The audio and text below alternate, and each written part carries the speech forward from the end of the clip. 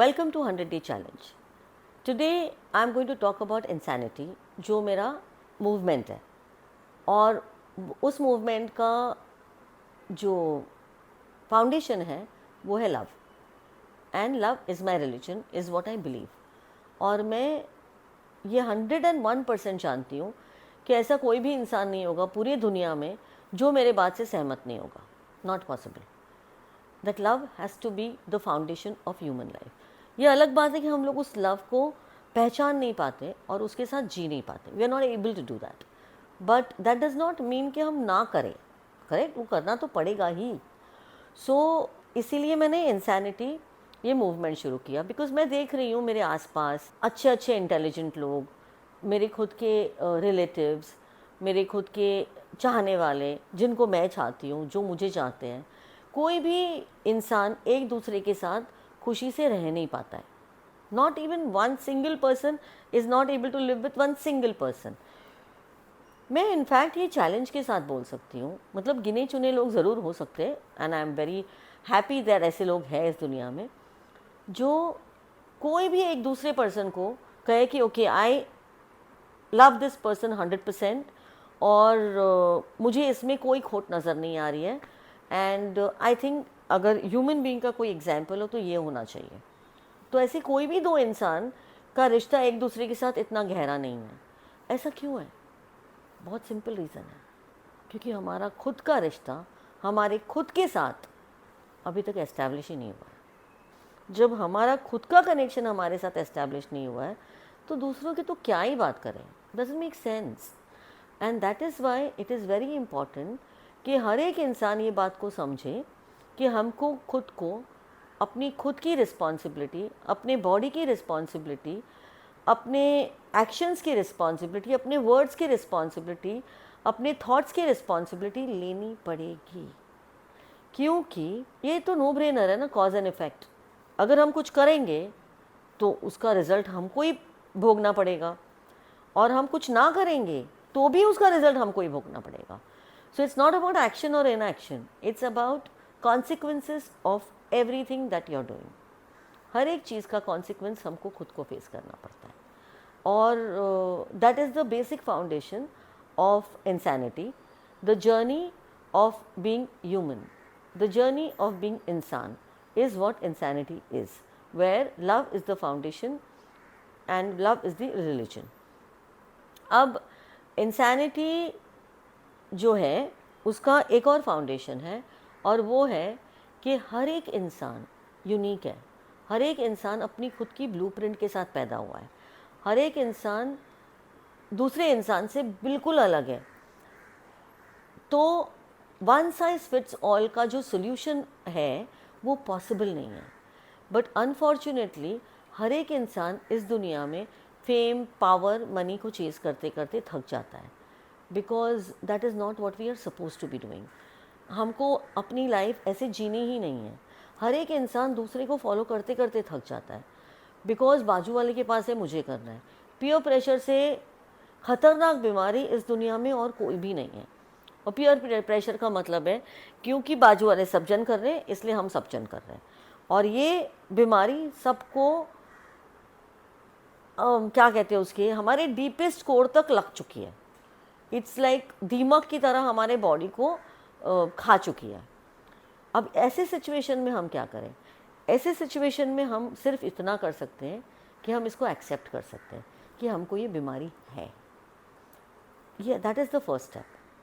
जैसे ही हमको ये एक्सेप्ट करेंगे कि हमको ये बीमारी है, और हम हमारे हर एक एक्शन जो भी हम आज के डेट में ले रहे हैं वो action is connected to something outside of us and not inside of us, but उसका जो पेन और सफरिंग है वो इनसाइड ऑफ अस हो रहा है, और उसके कॉन्सिक्वेंसेस है वो हमारे बॉडी को झेलने पड़ रहे हैं।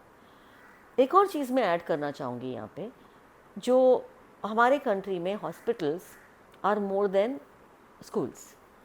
हमारे कंट्री में इंश्योरेंस जो इंडस्ट्री है जितना पैसा कमाती है उतना और कोई भी इंडस्ट्री शायद ही पैसा कमाती होगी, and that is because of डर। इंश्योरेंस का foundation is fear, and fear अगर आपके लाइफ का फाउंडेशन है तो उसमें हैप्पीनेस आ नहीं सकता है। बिकॉज आपको हैप्पी रहना ही नहीं है. So the basic foundation of humanity is love and compassion, and ये मैं श्योर हूँ सब लोग मेरे से अग्री करेंगे. अब उस पाथ पे कैसे चला जाए और उस पाथ पे हम क्यों नहीं चल पा रहे, ये हमने अभी अभी समझा है. अब इस पाथ पे कैसे चला जाए, इसका एक मेरे पास शायद बेसिक नॉलेज ज़रूर है. कि सब कहते हैं कि हम एक आत्मा है, right? Most people say that, most religions से कि हम एक आत्मा है और हमको एक ह्यूमन लाइफ मिली है और वो ह्यूमन लाइफ हमको जीनी है. और आत्मा इटर्नल है जो कभी भी नहीं मरती है, ऐसा बोला जाता है. And the theory of rebirth is what is widely popular. अब होगी, मुझे नहीं पता, बिकॉज मुझे नहीं पता मेरा पिछला जन्म था या नहीं था, या मेरा अगला जन्म आने वाला है या नहीं आने वाला है, मुझे नहीं पता. मुझे ये ज़रूर पता है कि मेरा नाम सपना है, और पहले मेरा नाम सपना बनवट था, फिर मेरा नाम सपना चतुर्वेदी हुआ, फिर मैंने चूज़ किया अपने नाम को चेंज करके सपना जैन चतुर्वेदी रखने के लिए. और ये मेरी आइडेंटिटी है, ये मेरी बॉडी है और ये मेरी शक्ल है, और इसी शक्ल को मैंने मेरे पासपोर्ट पे और आधार कार्ड पे डाला हुआ है. अब दिस सपना with that parents and with this husband and with this children is never going to be born again. ये मुझे पता है. आत्मा और नो आत्मा, आई डोंट नो दैट. मुझे नहीं पता और मुझे पता करना भी नहीं है. बिकॉज रियलिटी में मेरी identity is who I am, which is my ego. अब सोसाइटी ने हमको कंडीशन किया हुआ है कि हमको हमारे ईगो के साथ फाइट करना है, और ईगो इज़ रॉन्ग, ईगो गलत है. अब अगर ईगो गलत है तो मैं गलत हूँ, बिकॉज ईगो का मतलब ही आइडेंटिटी है. अगर हमको ये कंडीशन किया गया है कि ego is wrong, don't be so egoistic, then obviously ego is wrong. And if ego is wrong then you are wrong. Your ego is wrong, you are wrong. My ego is wrong, I am wrong. तो हम लोग सब wrong हैं. But ego जो यहाँ पे रहती है हमारे बॉडी में, उसको मालूम है कि उसकी आइडेंटिटी को थ्रेटन होने वो नहीं दे सकती है, चाहे कुछ भी हो जाए. एंड आत्मा इज़, टू मी, मेरा मतलब आत्मा से ये है कि atma is the spirit which allows the ego to be who, to form its own identity. और जो आत्मा है वो एक्चुअली में is energy, the energy with which I am living my life, the spirit with which I am living my life. This Sapna is living her life with a particular spirit. अब वो spirit चाहे fear का हो, वो spirit चाहे excitement का हो, चाहे वो ambition का हो, चाहे कोई भी spirit हो, the spirit of life is what is Atma, in my opinion.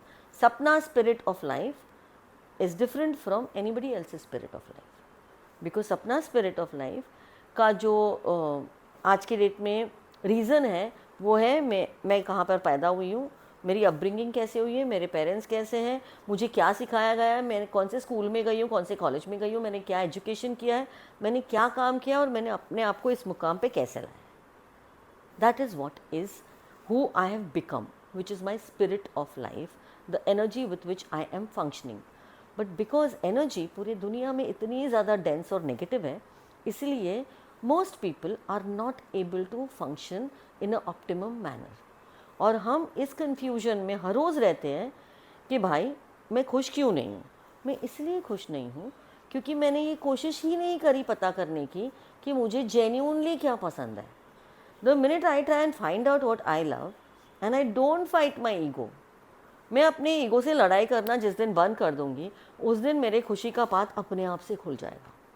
Because my ego is who I am and my identity is what it is. Ego is identity, ये तो हमको पता चल गया. आत्मा is spirit of life, ये भी हमको पता चल गया.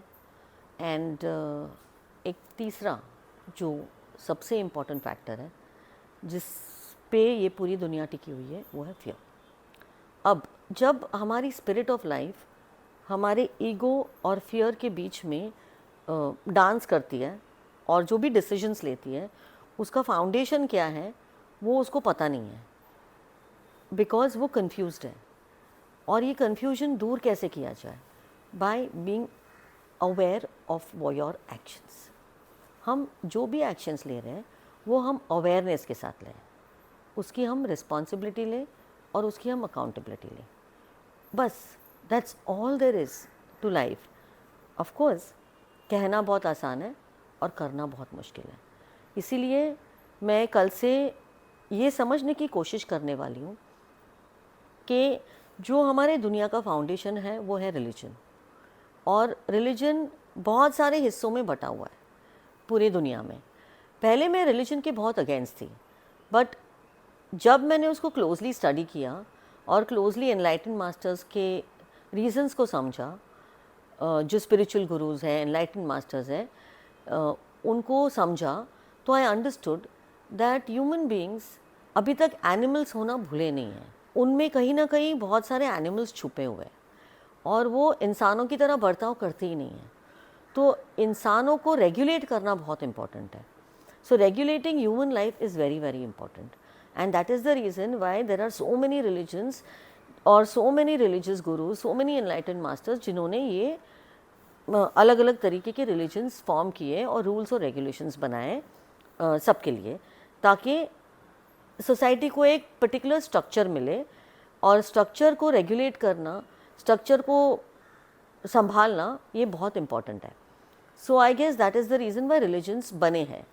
पर ये रिलीजन्स जिसके मैं बहुत अगेंस्ट थी अब तक, वो मैं कल से स्टडी करने वाली हूँ। और सबसे पहले मैं स्टडी करूँगी Jainism, because I am born to a Jain family, and then one by one we will take it as it goes and we will figure out कि प्रॉब्लम कहाँ पर है। जो मेरे हिसाब से, I think the only problem is perspective, the way we look at things. नज़रिया, हर एक इंसान का अलग अलग नज़रिया होता है। तो जो चीज़ आप समझते हो वो शायद मैं नहीं समझूंगी सेम तरीके से।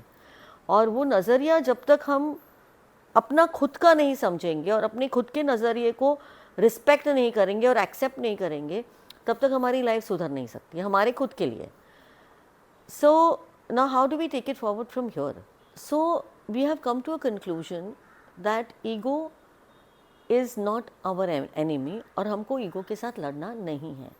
Can we begin with that step? So basically let me sum this up right now for you and for me कि हमारी ईगो है, हमारे पास एक लाइफ है, हमको इस लाइफ को लव एंड कंपैशन के साथ जीने की कोशिश करना है। ऐसे जीना बहुत मुश्किल है इस दुनिया में, बिकॉज नेगेटिविटी पूरी दुनिया में फैली हुई है, यहाँ तक कि हमारे खुद के जहन में, हमारे खुद के बॉडी में फैली हुई है। Then but still we know there is a problem. और बीमार पड़ना नॉर्मल नहीं है, बीमारी नॉर्मल नहीं है और उसको नॉर्मलाइज नहीं करना है। अगर हम बीमार पड़े हैं तो हमको ये समझना है कि हमारी बॉडी हमको एक सिग्नल दे रही है कि भाई कुछ तो ऑफ है, कुछ तो गलत हो रहा है और आपको इसको ठीक करना पड़ेगा।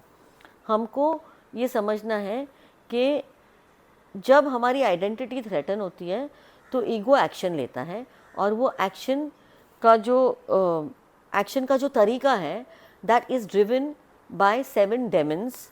आप बोलो उनको या 7 फ्रेंड्स बोलो, that's a choice you can make. And the 7 Demons जो ईगो के दोस्त हैं, जो हमारी आइडेंटिटी प्रोटेक्ट करने के लिए ही हमारे बॉडी में है, वो है attachment, lust, greed, anger, envy, pride and illusion. ये हमारे 7 डेमन्स हैं, ये हमारे 7 फ्रेंड्स हैं। वो इसीलिए आते हैं बिकॉज हम अपनी आइडेंटिटी के साथ फेयर डीलिंग नहीं कर रहे हैं। अब ये कौन ड्राइव कर रहा है, इस पे सब कुछ डिपेंड करता है। Who is driving me is what I need to know. क्या my ego is driving me? No, क्योंकि उससे तो मैं लड़ रही हूँ रोज। करेक्ट, तो my ego is not driving me. Is fear driving me? Yes, because I don't have a choice. My fear is driving me, क्योंकि मेरे पास चॉइस ही नहीं है। अब what about my spirit? My spirit तो भाई अधीन हो चुकी है ईगो और फियर के चक्कर में। वो तो दुबके से बैठी हुई है, उसको कुछ समझ नहीं आ रहा है। अब क्या करूं मैं? What should I do? Because ये तो बैटल हो गया, त्रिमूर्ति.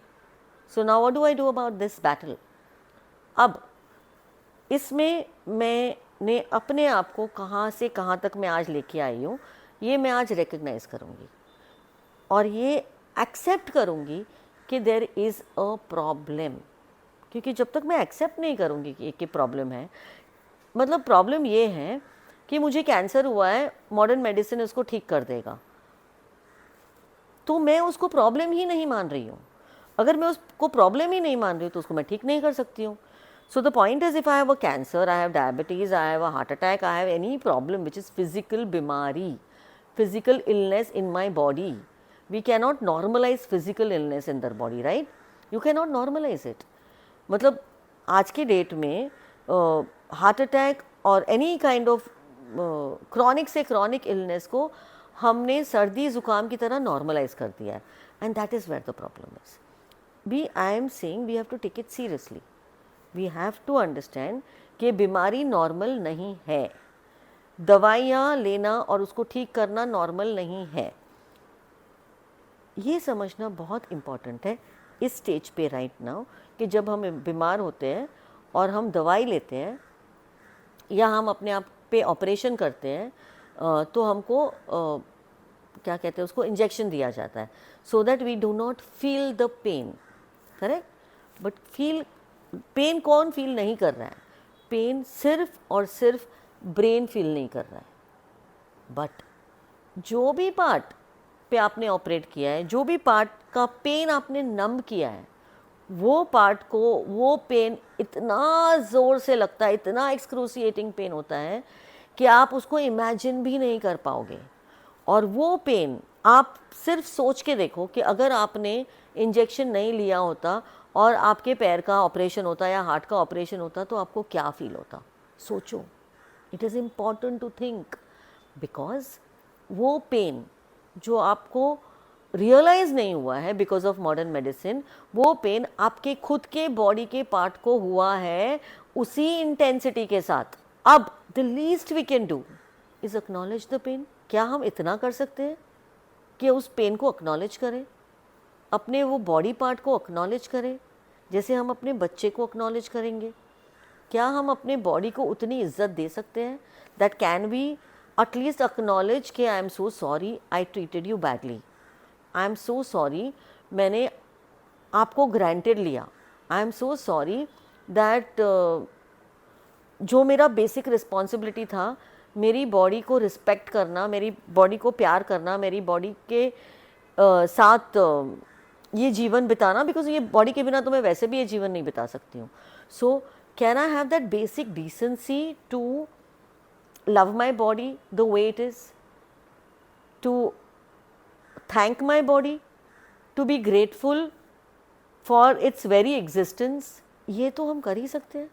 Acknowledgement, acceptance and acknowledgement of where we are, acceptance of where we are as we are at this point of time. आज के डेट में हम जहाँ भी हैं उसकी 100% रिस्पॉन्सिबिलिटी लेना और अकाउंटेबिलिटी लेना, ये इम्पॉर्टेंट है. Can we do that? Can we accept that हमको एक प्रॉब्लम है और हम हमारी लाइफ बेहतर करना चाहते हैं? क्या हम एक्सेप्ट कर सकते हैं कि हम खुश रहना चाहते हैं? क्या हम एक्सेप्ट कर सकते हैं कि जो भी इस दुनिया में हो रहा है नेगेटिविटी वो गलत है? Can we only accept that it is wrong? Can we not normalize things which are not normal? Anything which is not towards love and compassion is not normal. It's the most insane thing in the world. मैं सिर्फ इतना चाहती हूँ, acknowledge and accept and take responsibility and accountability. ये stage 1 है बस. That is the stage 1 of insanity.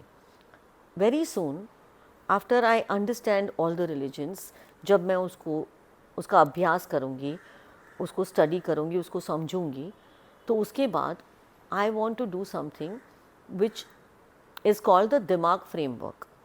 दिमाग framework is a very simple basic tool जिसमें I will teach you how to use your own dimag and treat your own body, which we will do after 15 days I guess. I don't know. मैं उस पर काम कर रही हूँ.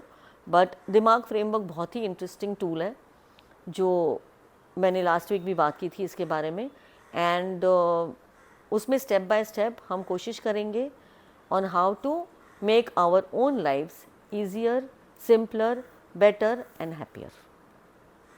That's what I want to do. So at this point of time मैं आपको thank you बोलना चाहती हूँ for being with me, for listening to me, for allowing me to express myself and being such a wonderful audience. And I want to see you tomorrow with my episode on Jainism as I see it. एक और चीज़ मैं बोलना चाहूँगी जो मैं बहुत बार बोल चुकी हूँ लेकिन फिर से बोलूँगी, that Bhagavad Gita is my inspiration, जो मैं पिछले 17 सालों से पढ़ रही हूँ, समझ रही हूँ, एक्सपीरियंस कर रही हूँ. और भगवद गीता के 2 श्लोक, एक श्लोक 2 लाइन के होते हैं मैक्सिमम. वो 2 लाइन का literal translation Hindi, English, Gujarati हर एक लैंग्वेज में अवेलेबल है. And I want you to please please please just read it. That's all. It's simply a user manual for living a human life, जो कोई भी पढ़ सकता है और कोई भी समझ सकता है. एक्सपीरियंस करना और उसको डे टू डे जीना वो एक अलग चैप्टर है, बट कहीं ना कहीं तो शुरुआत कर सकते हैं हम लोग. सो thank you very very much, and thank you for being with me, and thank you for being an insan. Let's figure out the journey to be insan. Bye bye.